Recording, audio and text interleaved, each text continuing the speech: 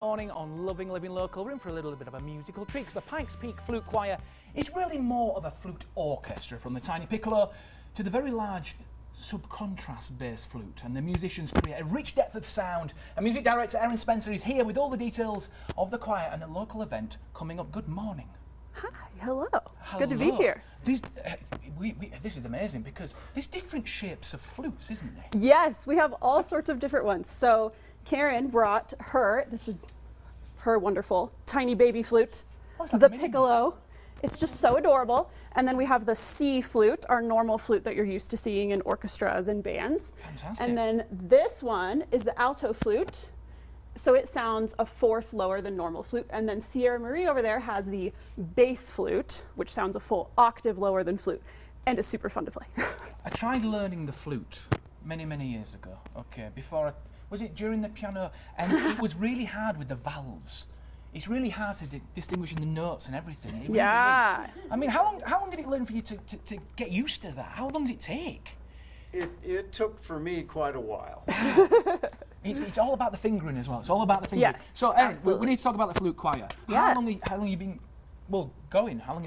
The Pikes Peak Flute Choir has been going since the late 80s. We had a 35th anniversary concert a little bit ago now, and it's a nonprofit organization dedicated to providing a community for flutists here in Colorado Springs. There are way more flute players than there are performance opportunities, and sometimes it can feel really limiting where you can play. But with the Pikes Peak Flute Choir, literally any flutist can come and play with us. I love it. And it's so fun. So you've got a concert coming up as well. Yes. And it's something really special. Yeah, it is. Yeah. So on April 30th at 3:30 p.m., we will be having a concert at Bethel Mennonite Church, and I composed a new piece for the concert titled "Somewhere Bluebirds Fly," and it's dedicated to the victims of the Club Q shooting. And it's going to be a really special performance. We invited even more flutists who normally can't join us every single week to join us for that one piece. So we have 10 extra performers coming in as well. So we'll have 30 flute players at once. And you composed this piece, didn't you? I did, yes. I composed it, and it was a really interesting process because there was so much meaning that I wanted to convey in the piece. So it's loosely based on Somewhere Over the Rainbow, but with the melody changed to be darker, and sometimes it's right side up, sometimes it's upside down. The piece opens with a theme that kind of sounds like it's supposed to evoke a similar feeling to Taps if it was combined with Somewhere Over the Rainbow, but I picked a musical note to represent each one of the victims that died. So there's a D for Daniel and Derek, an A for Ashley, a C for Kelly, and then a G for Raymond Green. So this opening thing that we're going to play for you in just a second uses only those 5 notes, so that we start off by saying their names. Can we hear, please? Yeah, Is that possible? absolutely. I'm going to just step out of shot.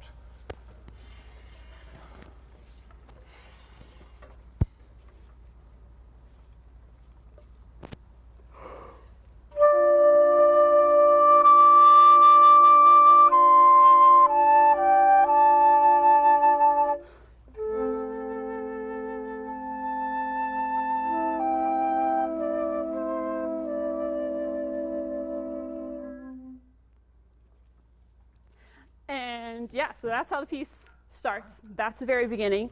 And then from there, I used the melody of Somewhere Over the Rainbow, changed it in even more different ways. And sometimes the melody is upside down to show that the way that queer people experience the world, I feel like the message of Somewhere Over the Rainbow is that everybody's telling us that the world's going to be better someday. It gets better, that's the whole message of the Trevor Project, and I believe in that, but it doesn't always feel that way. So having the melody upside down is supposed to show that sometimes the world feels like the opposite of the messages that we receive. So at the event, you're going to be obviously playing the full version of the song as well. For something like this, I need to ask Erin, being a musician, how long did that take to compose? Oh my gosh, I'm glad I didn't keep track of the hours. It was a lot of hours of brainstorming and trying different things and coming up with a lot of crazy ideas and then rejecting a lot of them, right? And picking what works and sounds good and trying backwards and upside down at the same time and different keys and all that sort of thing. And the event is happening. When is the event happening? Where? April 30th, that's a Sunday at 3:30 p.m. at Bethel Mennonite Church. Fantastic. 3:30. Yeah. And it's a free event. It's a free event. We got Yeah, free. absolutely. Free event. We would love, we've already had a Club Q survivor of the shooting message us on social media and express that it would be great to have seats reserved for them. So we would love if survivors of the shooting could either message our Facebook page, email us, or message our Instagram and just tell us how many people will be in your party so that we can have seats reserved for you. Fantastic. It sounds absolutely beautiful. And we are very excited to hear you later on in the show with even more music as well. And yeah, it's absolute beautiful sound. Thank you. Really is. It's beautiful Thank sound. you. Thank you so much for joining us this morning. And for more information, you can visit the Pikes Peak Flute Choir.com for all information. Thursday morning here on Loving Living Local. We're back one last time with the Pikes Peak Flute Choir and the music director, Erin Spencer. And we're actually going to jump straight in with another section from the piece that you wrote. Is that correct? Yeah, so this section I used the melody of Somewhere Over the Rainbow backwards, but then the melody's going up. So the fact that it's backwards kind of represents the adversity that queer people face, but the fact that it's going up represents hope in the face of adversity. Fantastic. So that's what this little section will show. Fantastic.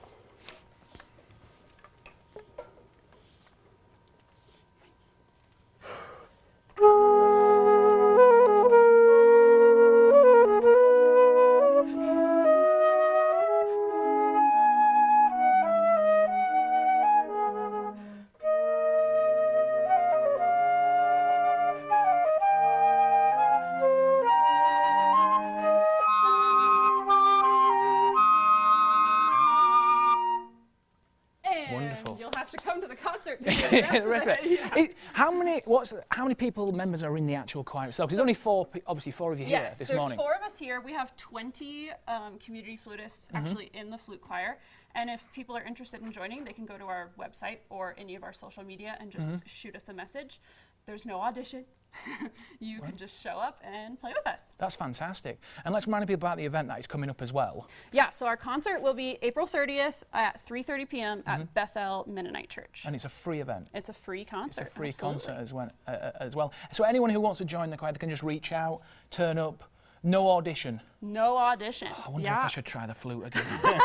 No, it is. It's a very difficult instrument. It really is. But it's a beautiful, beautiful sound. It really is. So you're going to play us out this morning with another piece, which I'm very excited about. Which piece are you going to play? We're going to do a little sea shanty that a lot of people know called The Wellerman. Oh, I like that. It reminds me back home of the seaside, having fish and chips and the seagulls flying in the air. I want to be there. That sounds perfect. There you go. Well, I'm going to step out of shot. Thank you so much for this morning, keeping me company. It's been absolutely wonderful. Please come and see us again. Absolutely. Thank you for having us. Fantastic. It's been great. And the Pikes Peak Flute Choir.com for all the information and the free event that is coming up later this month. Okay, ready?